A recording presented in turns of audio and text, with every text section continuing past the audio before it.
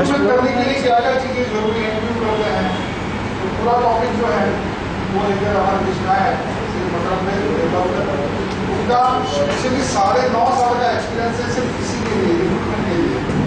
ऐसे उनका एक्सपीरियंस उनका 30 साल का है। तो हेल्प मी टू वेलकम अपने में देवलाल का भैया सर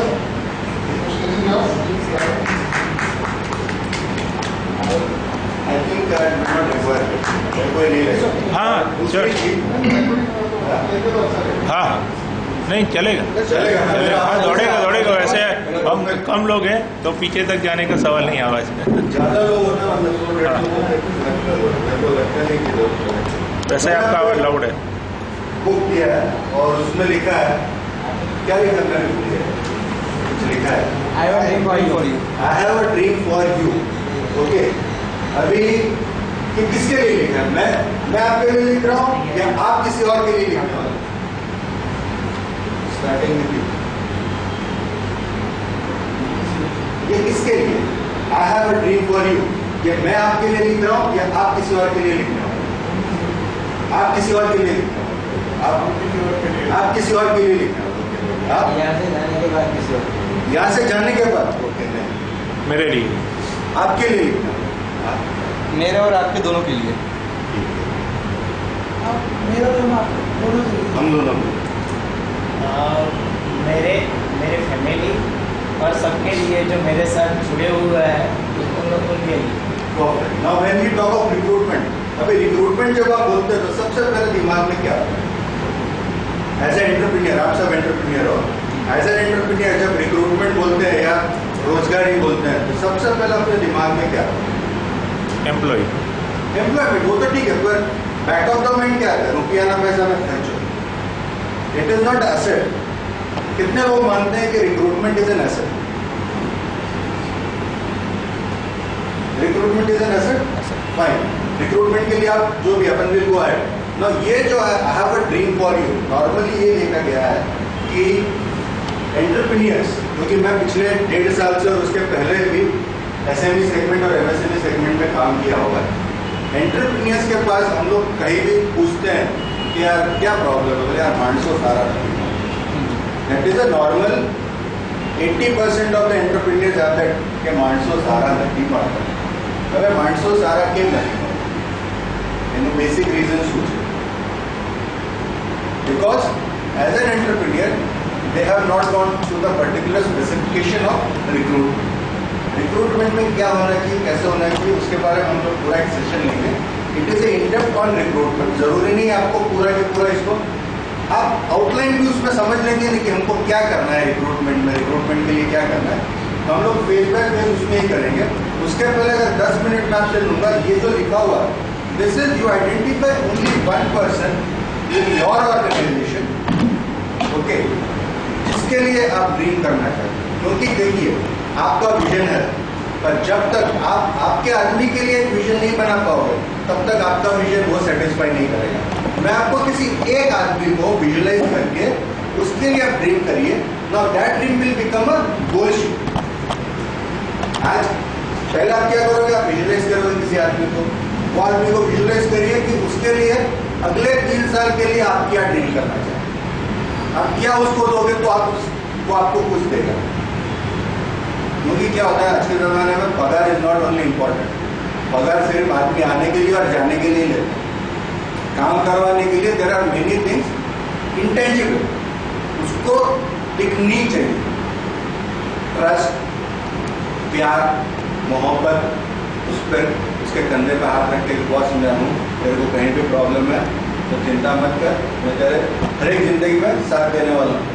उसको जब तक वो दिलासा नहीं मिलेगा तब तक वो आपके लिए क्यों ये करेगा। सो ये बेसिकली क्या है, I have a dream for you. Identify एक कोई है 10 minute, I take only we have time 8:30 10 minutes. कितना टाइम लगेगा? I want just 5 to 10 points जो आप लिख सकते हैं। 10 पॉइंट्स लिख सकते हैं, 10 मिनट 10 पॉइंट्स के लिए the time starts now.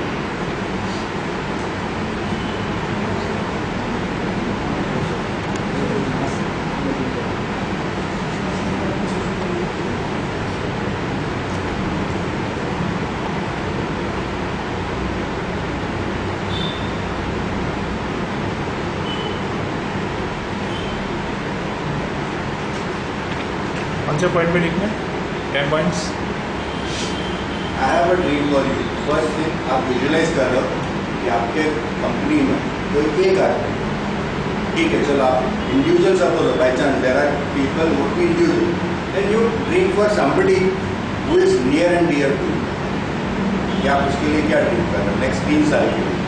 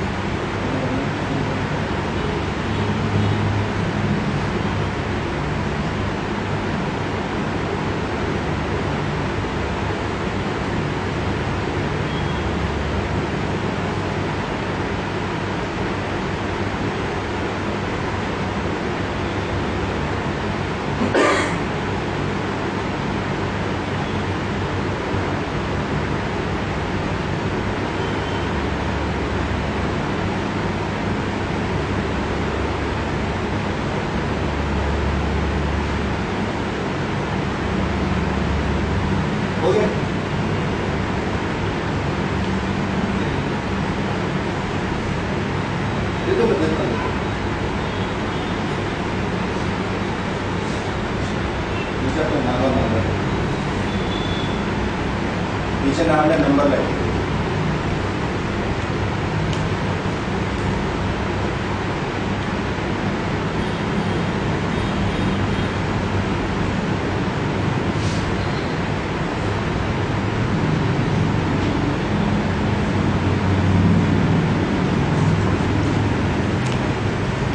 reason I'm taking it back, we will compile and send it to you across. अभी इसमें क्या होगा? अभी तक तो आपको आपका ड्रीम पहली बार पता चला कि हम लोग दूसरे लोगों के लिए क्या करें, पर ये आपको कलेक्टिव नॉलेज रहेगा। सब लोगों का जो है कंपाइल करके प्रमोद भाई आपको आपके मेल पर भेज देंगे।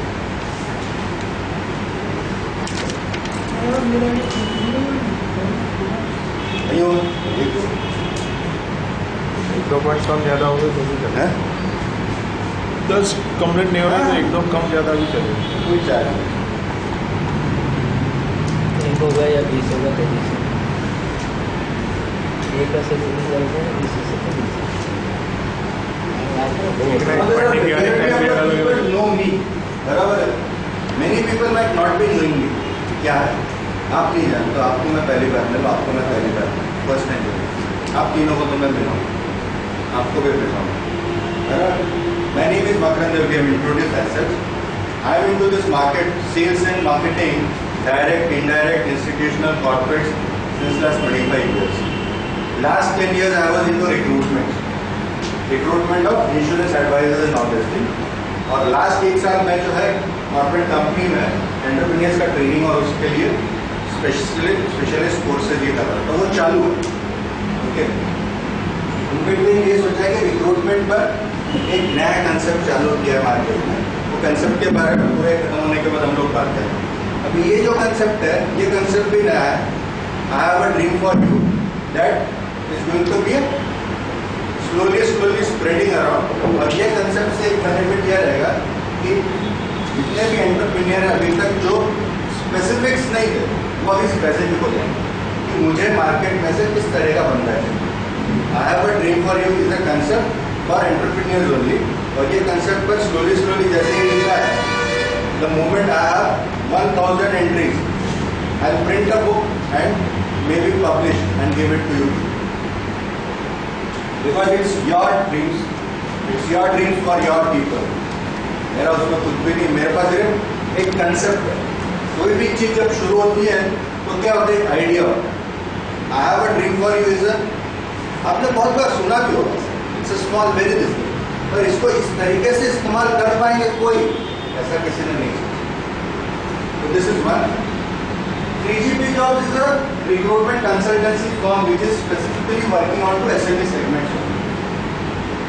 मतलब कॉर्पोरेट्स में कर रहे हैं, बट कॉर्पोरेट्स में there are other people, ये पर्टिकुलर का काम है उसके लिए कर रहे हैं। Okay, now we will work on to the recruitment manager, what is recruitment, और उसके बेसिस पर हम लोग should we start. Meaning of recruitment. Okay, recruitment is the process of searching the candidate from for employment and stimulating them to apply for a job in an organization. Recruitment is an activity that links employers and the job seekers. Employer और employee के बीच में एक link है। It is a process to discover sources of manpower to meet requirement of staffing, scheduled to employ effective measures for attracting that manpower in adequate numbers to facilitate effective selection of an efficient working force. ये recruitment का definition है। Recruitment basically तरीके से आप सामने वाले workforce को attract करने का जरिया है। तो नॉर्मली रिक्रूटमेंट के अलग अलग प्रोसेस है। आप रिक्रूटमेंट किस तरीके से करते हो?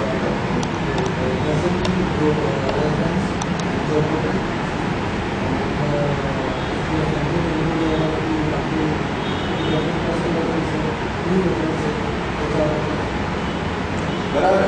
Recruitment needs of 3 types. एक तो प्लान, पूरे साल में हम लोग प्लान करते हैं कि बस ये पर्टिकुलर साल में मेरा ये रिक्वायरमेंट होगा, इस तरीके से प्लान में हम लोग रिक्रूटमेंट कर सकते हैं। सेकेंड इज एंटीसिपेटेड कि जैसे बहुत सी कंपनीज हैं, मालूम है कि ये साल में जैसे फैक्ट्री है, फैक्ट्री में 100 लोग में से 50-60 लोग 10-15 लोग रिटायरमेंट हो रहे हैं या DRS लेके वीजा एंटीसिपेटेड की पता है कि ये पर्टिकुलर साल में इतने लोग जाएंगे तो उतना हमको करना है। अनएक्सपेक्टेड, उसमें क्या होता है अनएक्सपेक्टेड में normally this is the thing जिसमें लोगों को एंटरप्रेन्योर को पटका लगता है। मैंने बंदा लिया था 20 साल मेरे साथ काम किया है, द मोमेंट ही गेट्स अनदर जॉब ही जॉब्स। एक बीच में जो लैक्यूना होता है ना अनएक्सपेक्टेड से, उसमें बहुत बड़ा फटका से SMEs को पढ़ते हैं, क्योंकि हम ट्रेन करते हैं, उसको नर्चर करते हैं और ओवर पीरियड ऑफ टाइम वो किसी और को। कई बार ऐसा होता है कि वही हमारा आगे चल के बिजनेस वही शुरू करके हमारा कॉम्पिटिटर बन जाता है। That is the अक्सर होता है। toughest thing। और उसके लिए तरीका है, उसके लिए भी एक तरीका है। बराबर, उसके लिए क्या तरीका हो सकता है? आपके पास कुछ सजेशन है? क्या तरीका हो सकता है?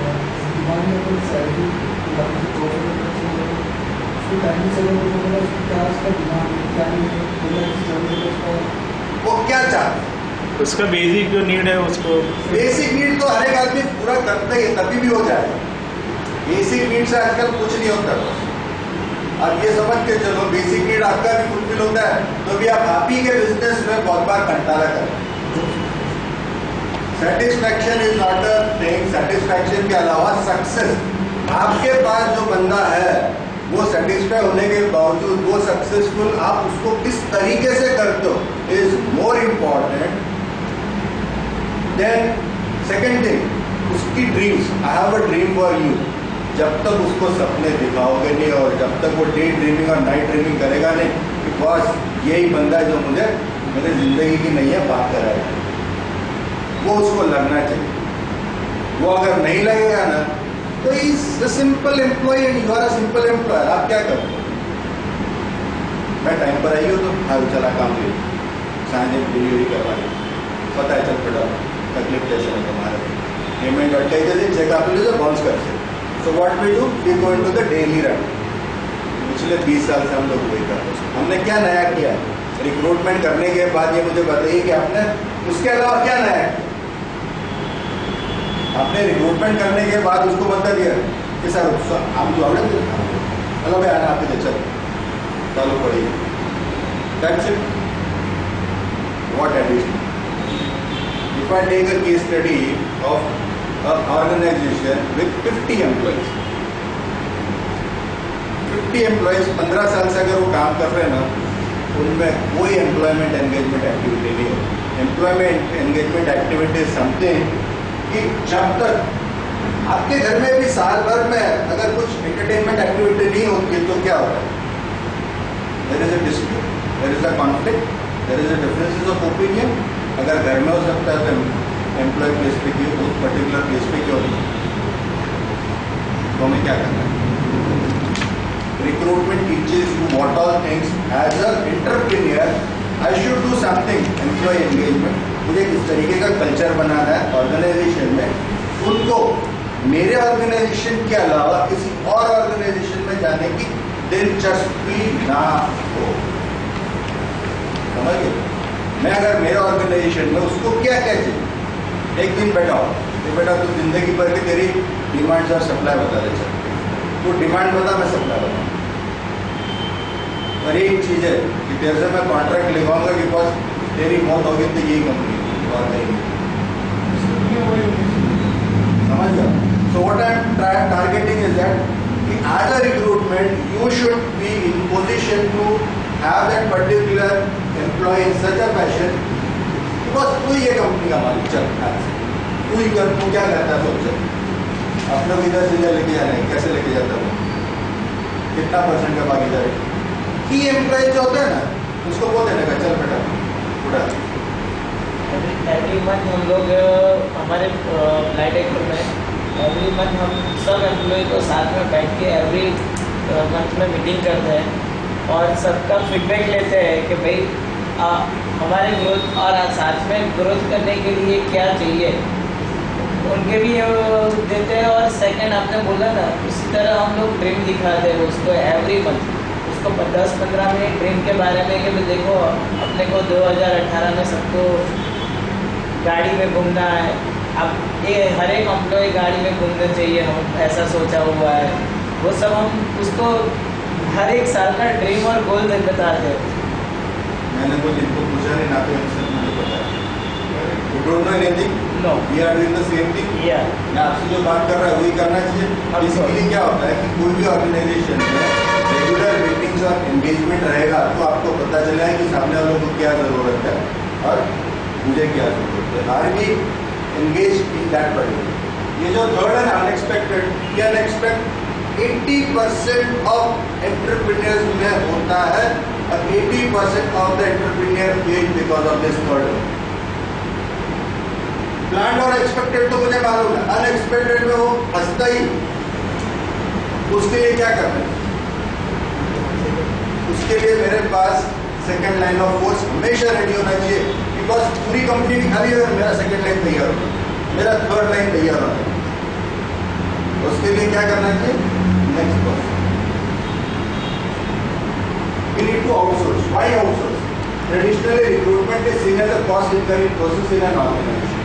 कोई भी ऑर्गेनाइजेशन में रिक्रूटमेंट के लिए देगा ना, यार फोटो कर दो इधर हो जाए, अपना पीएचए जा रहा है तुम्हारा बेटा हो या नहीं, हारो मानस को देखा तो नहीं, खबर नहीं क्या देता है। तो व्हाट वी डू, अपन अपने आप को कोशिश बराबर। HR outsourcing help HR professionals of an organization to concentrate on strategic functions and process of human resource management. Human resource management एक बहुत बड़ा सब्जेक्ट है, बराबर।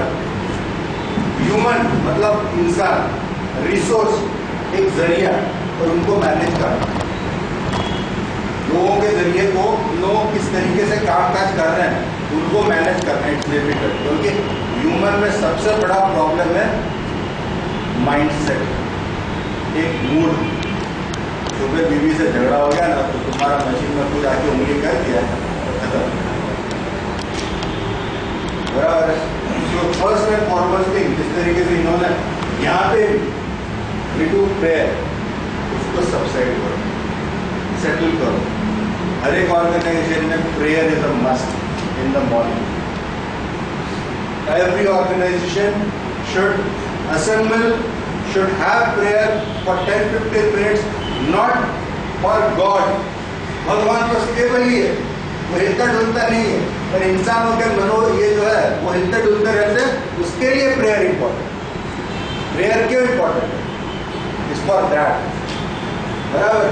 यहाँ पे हम लोग जब 3 मिनट भी नहीं हो गए, हार्डली 2 मिनट, 2 मिनट्स सुकून मिलता है, और वो सुकून और वो शांति और वो जो एक जो स्टेबल होता है ना, वेवरिंग रहता है। घर से निकलते समय कुछ प्रॉब्लम हो गया, चाय में शक्कर कम होगी, ज़्यादा हो गई, चाय बराबर नहीं बनी है, कुछ भी हो, there are some of the other problems which happen, वो नॉर्मली बोलता नहीं है, वो गुस्सा किस पर निकलता है? काम पर निकलता है।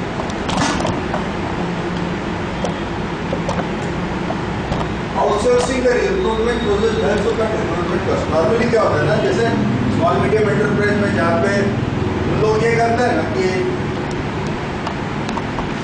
रमन भाई मारो भाणी वच्चे मोकली आप जरा कोई ले लो, એટલે રમણ ભાઈએ ભાણીઓ મોકલ્યો, कैपेबल है तो रखो, चलो कोई प्रॉब्लम नहीं। अगर कैपेबल नहीं है, सिर्फ रमन भाई ने बोला इसलिए भेज दिया, so what happens is that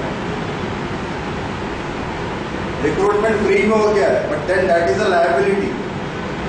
5,000 बचाने के लिए मैंने मैन डेज जो लूज करता है ना, वो एंटरप्रेन्योर दिखता नहीं। आप जो 30 मैन डेज लूज करते हो, 30 मैन डेज लूज करने से आपको जो नुकसान हुआ है वो कोई नहीं दिखता। Man hours and man days, man hours और मैन डेज का मतलब क्या?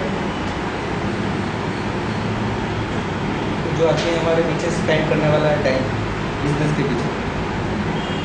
नहीं, मैन डेज और मैन आवर्स का मतलब क्या? मैन डेज मतलब आपके पास कितने एम्प्लॉयज हैं? 8 कितने दिन काम करेंगे? 25 महीने 25 दिन, 25 इंटू 8 कितने मैन डेज हो गए? 200 हो गए। कितने मैन आवर्स है? 200 इंटू 8 1600 मैन आवर्स में आपको पर आवर कितना प्रोडक्टिविटी होना चाहिए, ये आपने कभी देखा है? ये कौन देखेगा? समझ गए? हम लोग कहाँ मार खाते हैं? हम लोग मैन आवर्स और मैन डेज देखते ही नहीं। हम लोग उसको कैलकुलेट करना चालू करेंगे तब अपने को पता चलेगा कि हमको मैन पावर रिक्रूटमेंट में क्यों डिटेलिंग जाके थोड़ा सा इन्वेस्टमेंट करो। कोई भी कंसल्टेंट है, it's not that I am a consultant, there are thousands of consultant in the market place. उसको बैठाओ, उससे कोई भी स्पेशलिस्ट से थोड़ा बहुत खर्चा करे लेगा, not an issue, but over a period of time आपको जानकारी तो मिलेगी। अब कितने साल से बिजनेस में हो? 18 साल में मैन ऑफ मैंडेज। आप सोचो कि आपको 18 साल पहले पता हो गया तो आपका काम करने के तरीके में फर्क आया होता। यू आर कैलकुलेटिव कि मेरे को 1 घंटा एक मैन पावर प्रोडक्टिविटी इतना लेता है, ये मेरे को ये प्रोडक्टिविटी ये करना है तो मेरे को उसको क्या करना पड़ेगा। अच्छा, कौन प्रोडक्टिविटी नहीं कर रहा तो उसको मेरे को क्या करना है। हम लोग तो क्या गोला पद्धति भाई जो मारे आ महीना में आटलू જોઈએ એટલે કોણ કરે ગધડો કરે કે ઘોડો કરે મને નહીં જોઈએ, મારે આટલું મળી ગયું તો આપણું તો બસ પ્લસમાં જ છે। अबे प्लस में नहीं, जिस दिन वो प्लस वाला निकल जाएगा ना वो माइनस वाले तेरे को जितना प्लस किया ना वो माइनस में डाल पता भी नहीं चलेगा। If we don't keep a track on the minuses and the pluses हम लोग डिस्ट्रैक्ट हो सकते हैं। डिस्ट्रैक्ट होने में नॉर्मली आज ये देखा गया है कि जब चीजें अच्छी चल रही हो then you need to invest on training, you need to invest on recruitment, you need to invest on manpower। manpower recruitment कब होना चाहिए, जब अच्छा चल रहा हो ना तब करना। अच्छा चल रहा है ना, अगर आपका तो बहुत सारू चल, जब अच्छा चल रहा है ना तब सेकंड लाइन तैयार करना। अच्छा जब चल रहा है तो पैसा तो है, बराबर है। जब नहीं है तो उसमें तो फिर कोई भी कुछ भी नहीं कर सकता। जब कुछ भी नहीं है तो क्या कोई कर सकता है बताओ। तो जब अच्छा चल रहा है तो नॉर्मली एंटरप्रेन्योर क्या वो सारा भगवान की दया है। We need to add a second line, we need to add a third line. Okay, advantage क्या है आउटसोर्सिंग, ये अल्पेश पुढचं लाईन आहे मला तो दिसायला त्यांनाही नाही दिसत मलाही नाही दिसत। इकडे चालू आहे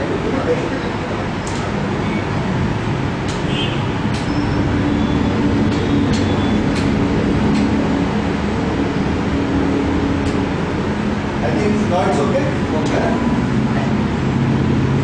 Outsourcing is beneficial for both the corporate organization that use the outsourcing services as well as the consultancies that provide the services to the corporation.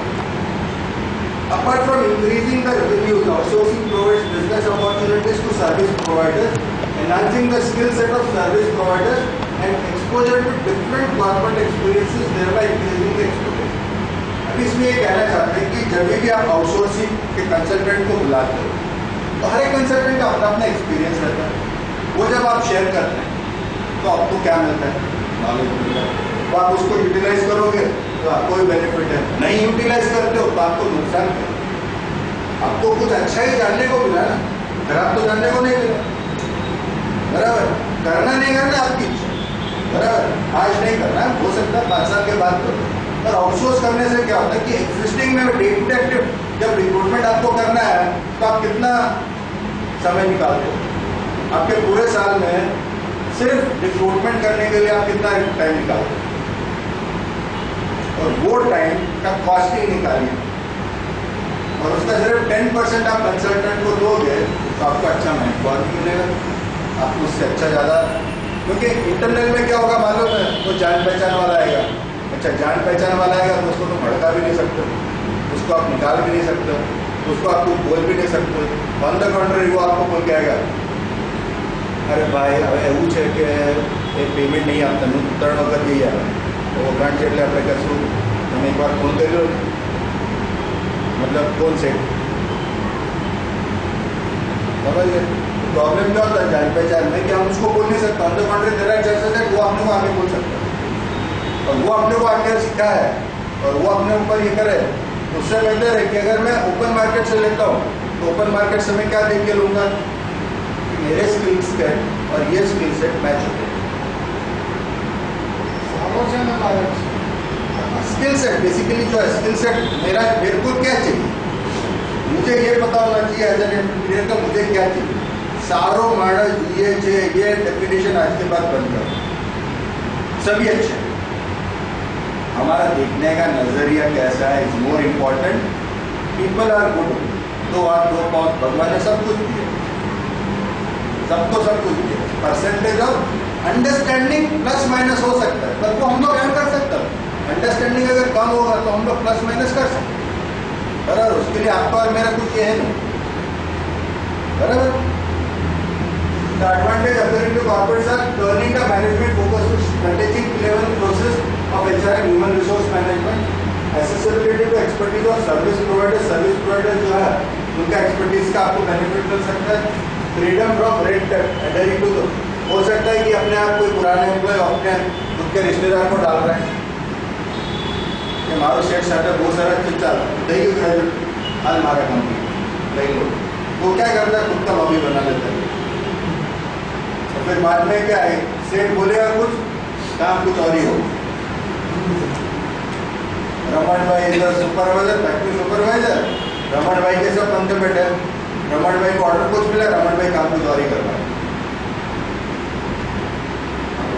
Optimal resource utilisation के लिए आप जितना मैक्सिमम बाहर से करोगे उतना आपको ज्यादा बेनिफिट रहेगा।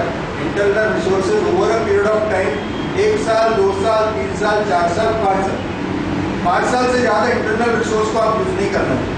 उसके बाद अगर आप इंटरनल यूज करते हो तो आप आगे के पंप पर कुलाड़ी हो, because you are not growing it. आप कितना भी बोलो कि आप ग्रो कर रहे हो, आप ग्रो नहीं करोगे जब तक आप आउटसोर्स नहीं करोगे बाहर से, क्योंकि नया ब्लड इन्फ्यूज होना जरूरी है, रोटेशन होना जरूरी है।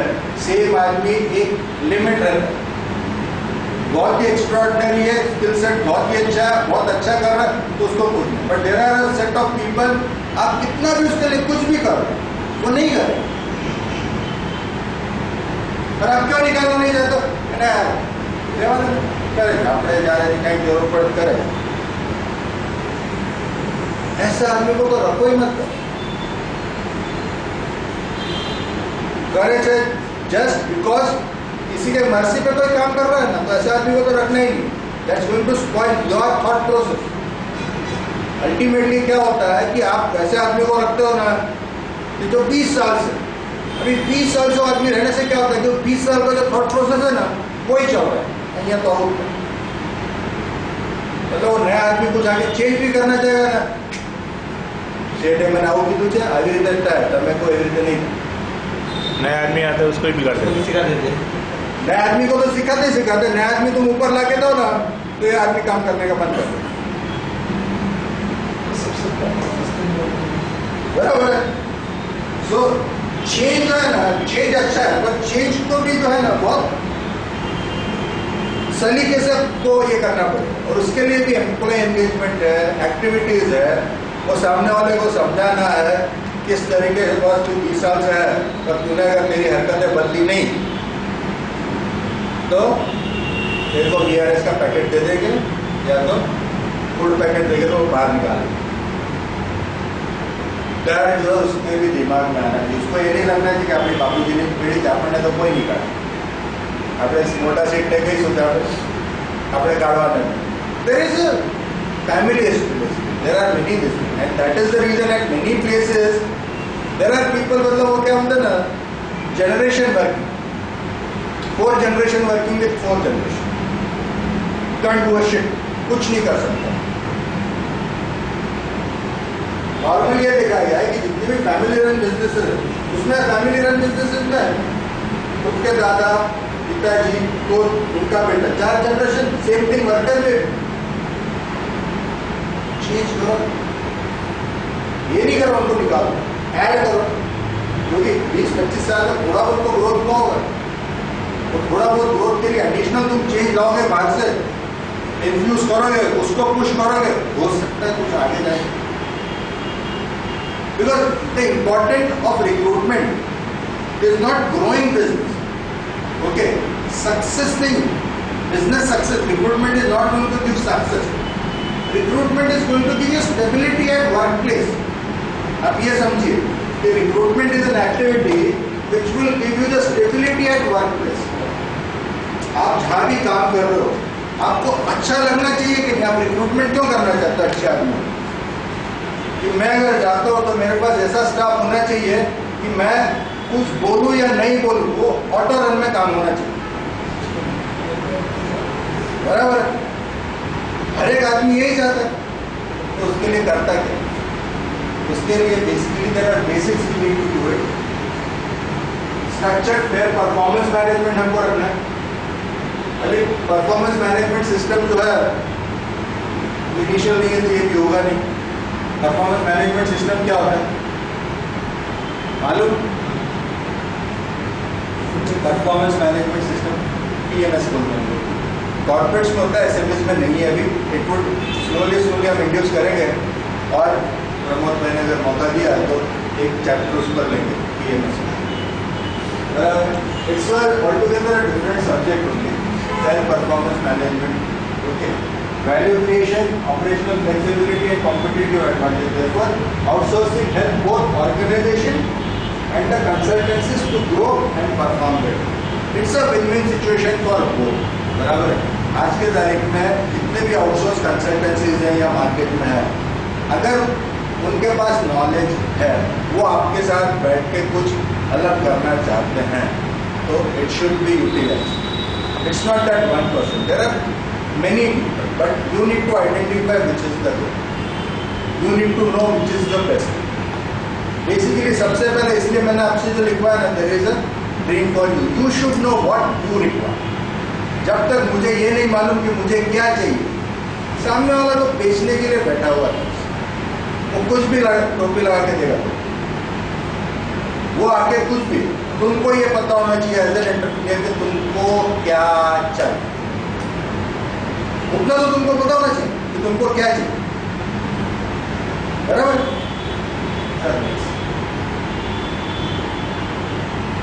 रिक्रूटमेंट ऑपरेशंस कैसे रहता है? बराबर। सबसे पहले recruitment selection is the major function of human resource department. Recruitment is the first step towards creating the competitive strength and strategic advantage for the organization. Recruitment process involves systematic procedure for sourcing the candidate to arranging and conducting the interviews and requires many resources and time. A general recruitment process is as follows. सबसे पहले posts to be filled, number of persons, duties to be performed और qualification required. Recruitment में हम लोगों को ये सब कितनी पोस्ट है, कितने आदमी लेने हैं, वो क्या काम करेंगे, उनका क्या क्वालिफिकेशन होना चाहिए। सपोज आपकी कंपनी में टर्नर और फिटर चाहिए, तो टर्नर और फिटर डिप्लोमा चाहिए, ITI चाहिए या अनस्किल्ड भी चलेंगे, तो मुझे पता होना चाहिए। अच्छा, वो पता होने के बाद मुझे ये पता होना चाहिए कि मुझे डेटाबेस कहाँ से मिलेगा।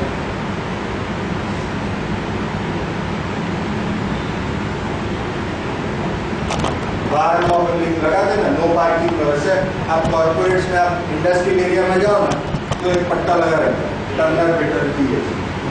ऐसा कोई आता है? सही सही बोलो, तो लिखते हैं ना, हेल्पर यूएज है, टर्नर फिटर यूएज है। कितने लोग आते हैं? तो सही सही बोलना कायदे से आते हैं, क्यों नहीं आते? कैसे कहीं से निकाल दिया, लेजी कचरा आता है। कचरा आता है, उसके अलावा इसको कहीं कोई मिल नहीं रहा हुआ है, कुछ नहीं मिल रहा है और स्किल पर्सन कहीं घबरा के जो लगा रहा है वो गलत है, और जो जा रहा है, क्योंकि जो भी जाएगा ना, ऑब्वियसली कोई भी एंटरप्रेन्योर बिना रफ चेक के करेगा। आज के तारीख में सबसे first and foremost thing is rough check, reference check. आज रेंट पे भी देते हो तो पुलिस को तुमको इन्फॉर्म करना पड़ता है, क्योंकि तुम्हें पता नहीं, आपने अगर गलती से बांग्लादेशी को रख लिया और कल उसने उसके कुछ घोटाला कर दिया तो आपका धंधे एक तो भी हो ही जाएगी, तो जिंदगी लग जाएगी काम पर। So ref check is the key this. और रेफ चेक के लिए अब अगर आउटसोर्स करते हो, न्यूज़पेपर ऐड देते हो, न्यूज़पेपर ऐड देने के बाद भी जब उसका रेज्यूमे लेते हो, रेज्यूमे चेक करना है कि 3 रेफरेंस या 2 रेफरेंस, और 2 रेफरेंस में से एक आपके इंडस्ट्री का रेफरेंस होना बहुत जरूरी है।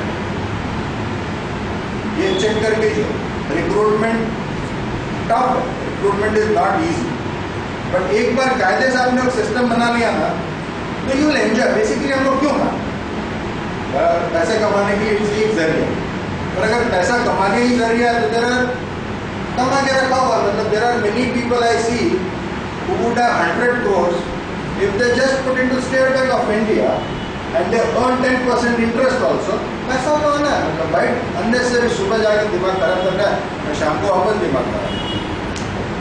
अगर 10% या 7% या 8% growth, basically we want a culture develop. एक काम होना चाहिए और अब काम तरीके से सलीके से होना चाहिए। और मुझे 15, 20, 25, 50 लोगों का जिंदगी को संवारने का मौका मिलना चाहिए। दैट इज अवर की this thing.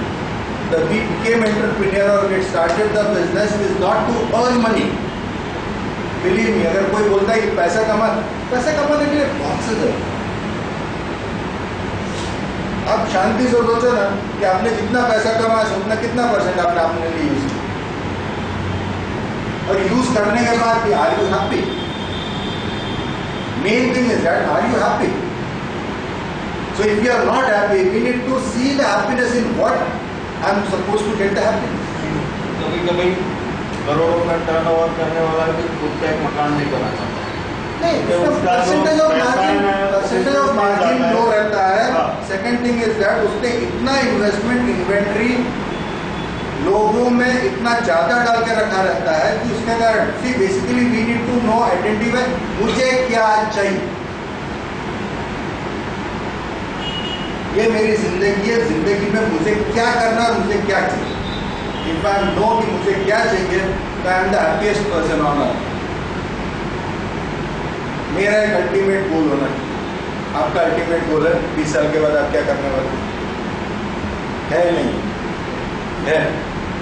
Is happy person. आई कुछ भी नहीं करेगा ना तो भी जिंदगी में सुखी रहने वाला है। इसका अल्टीमेट गोल है मैं कुछ भी करूं या नहीं करूं वो उसके हिसाब से चलना है। Is the happiest person on earth. Everybody should have a ultimate goal in life. To be successful or not to be successful is altogether a different thing. हर एक आदमी डेफिनेशन ऑफ सक्सेस भी डिफर है person to person से। Money is not a criteria. बराबर है। Anna Hazare is उसका definition of success क्या है? To get Lokpal bill. उसके लिए उसने कितना ये किया हो और उसका ultimate goal was to get Lokpal bill. Okay, same thing there are many things. Preparing the job description and personal specification. हर एक जन पोस्ट ये सब फिल करने के लिए अपने पास क्या होना चाहिए? Job description.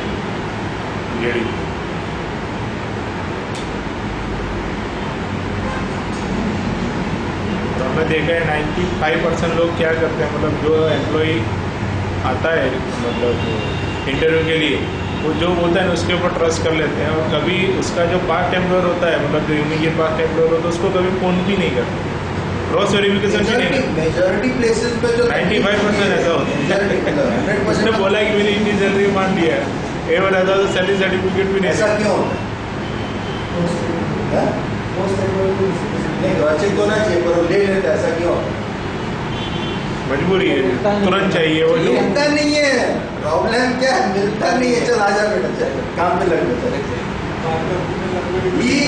he has orders pending, he has suppliers बजा रहा है उसकी, उसको कोई भी आदमी चल आजा बैठ गया, करता नहीं करता निपटा नहीं अच्छे दिन ऑर्डर निपटा है। कई बार ऐसा भी होता है कि गलत प्रोफाइल वाले को अलग प्रोफाइल का जॉब दे देते हैं, अकाउंट वाले को मार्केटिंग का देते हैं, मार्केटिंग वाले को अकाउंट का देते हैं। मेजॉरिटी केसेस में होता है ना, सक्सेस तो नहीं होता है। क्योंकि क्या होता है ना कि आदमी जब नहीं मिलता है, हम लोग इनिशियली स्मॉल एंटरप्राइज में ही होता है अकाउंट्स के लिए आदमी आया, अभी दिन भर उसको देखते हैं अकाउंट्स में तुमने कुछ बेचा ही नहीं तो अकाउंट क्या तैयारी करने वाले हो। अच्छा सुबह से शाम तक वो अंदर बैठा, बाहर भी देखता है कि साला ये भी बैठा, मैं तो सेट हूँ बेटा, फिर ये बैठ के क्या करता उसको अंदर बुलाता, अरे भाई हूँ करे से कहीं काम नहीं कैसे होगा, किया ही नहीं तो कहाँ से काम होगा। अकाउंटेंट तो चार वाला नहीं लिस्ट नहीं उघराने के लिए, तूने उघराने के लिए उसको भेजा, वो क्या करता है मालूम? मार्केट में जाके वो उघरानी करने वाला नहीं करता है, वो बस 3 इंटरव्यू दे के आता है। Never send accountant for collection, you need to have a different person only for collection who is expert into collection. Never send accountant for collection. The moment you send accountant for collection, उसका mindset बहुत सारे बोलते कि घंटा करता वो फट जैसे नौकरी में जब आजकल तो ऑन द स्पॉट मिलता है, नौकरी खुलता है, कॉन्सेप्ट खुलता है, सब खुलता है और नौकरी बहुत है मार्केट में। अगर बोलता है कि मार्केट में नौकरी नहीं है और आदमी नहीं है तो दोनों गलत है। नौकरी भी बहुत है और आदमी भी बहुत है। उनको आइडेंटिफाई करके उसको चैनलाइज करके उसको बैठाना है। यू आर अबंडेंट इंडिया और चाइना, मैन पावर का तो बस कभी भी शॉर्टेज नहीं हो। और नौकरी अगर कोई बोलता है ना कि नहीं है तो गलत है। मैनी एवरीबडी, मैं बता रहा हूँ इतने जितने बैठा है ना, I can get 20-25 requirement from this 8 people guaranteed. मैं कुछ पूछा नहीं आपको क्या बैकग्राउंड है, कुछ मालूम नहीं, पर जस्ट बेस वैल्यू पर से मतलब 20-25 का तो साल भर का रिक्वायरमेंट निकला है।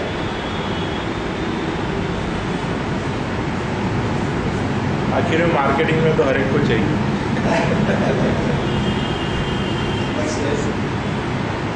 ये एक प्रोसेस है, इसमें department heads, human resource, management and selection करना ऊपर कैंडिडेट। सबसे पहले मैन पावर रिक्वायरमेंट आपको आइडेंटिफाई करना है।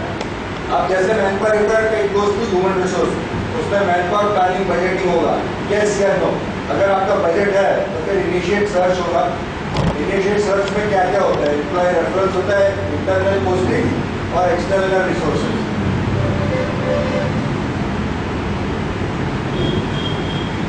फिर resume search, shortlisting of resume.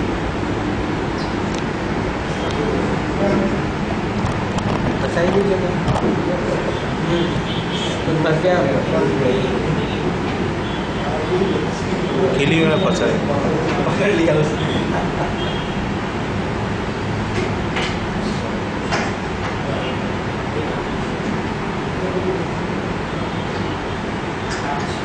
ખીલી ખીલી છે ને એટલે બેનર લગાવવા માટેની ખીલી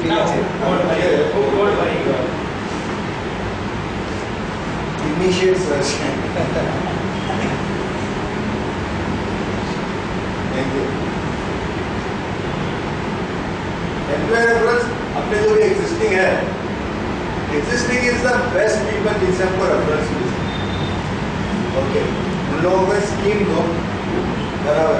आप जो भी खर्चा करते हो, न्यूज़पेपर एडवर्टीजमेंट हो, जो भी खर्चा करते हो ना, एक गिफ्ट वाउचर और एक 10-15 दिन का स्कीम चलो बराबर। 15 दिन में रेफर अ फ्रेंड करके स्कीम चला, 500 रुपया दो, you will get this good time. Chances are okay, guarantee नहीं है, पर वी हैव ट्राइड और हम लोगों के कॉर्पोरेट्स में सक्सेसफुल हुआ। क्योंकि इसमें क्या होता है ना कि हर एक आदमी चाहता है कि मेरे साथ मेरा कोई दोस्त हो और उससे हो सकता है कि प्रोडक्टिविटी बढ़ने के chances. Second is internal posting, कोई अच्छा कर रहा है उसको प्रमोट करो,